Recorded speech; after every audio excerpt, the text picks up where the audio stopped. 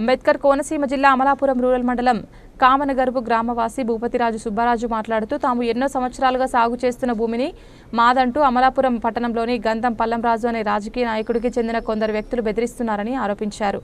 కోర్టుల ఇలా పొద్దుట వచ్చి ఎవరు నువ్వు అని అంటే మీ తలకాయలు లేపేస్తాను, మీ గుండు బద్దలు కొట్టేస్తాను అని నాకు నాయుడు అనే వ్యక్తి వీడియో తీసుకుంటే అమలాపురం తాలూకా ఎస్ఐ గారి సమక్షంలో ఎస్ఐ గారిని కూడా దుర్భాషలాడి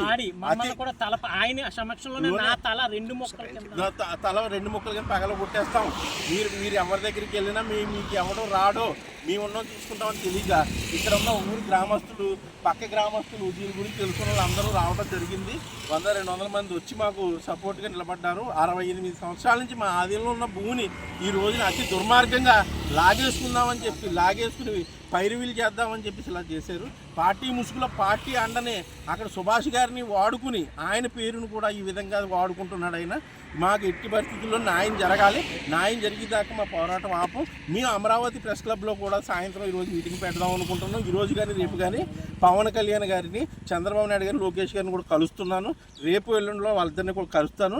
నా బాధలన్నీ ఆయనకి చెప్పుకుంటాను. అమ్మరా నాకు మాత్రం మీడియా ప్రతినిధులు కానీ, ప్రింట్ మీడియా కానీ, ఎలక్ట్రానిక్ మీడియా కానీ ప్లస్ ఇక్కడ ఉన్న లోకల్గా ఉన్న మాకు న్యాయం జరగాలని చెప్పి మేము కోరుకుంటున్నాము. అందరూ మాకు సహకరించి ఏది న్యాయం ఉంటే అదే చేయండి. నా వైపు న్యాయం ఉంటే నాకు చేయండి, వేరే వాళ్ళకి న్యాయం ఉంటే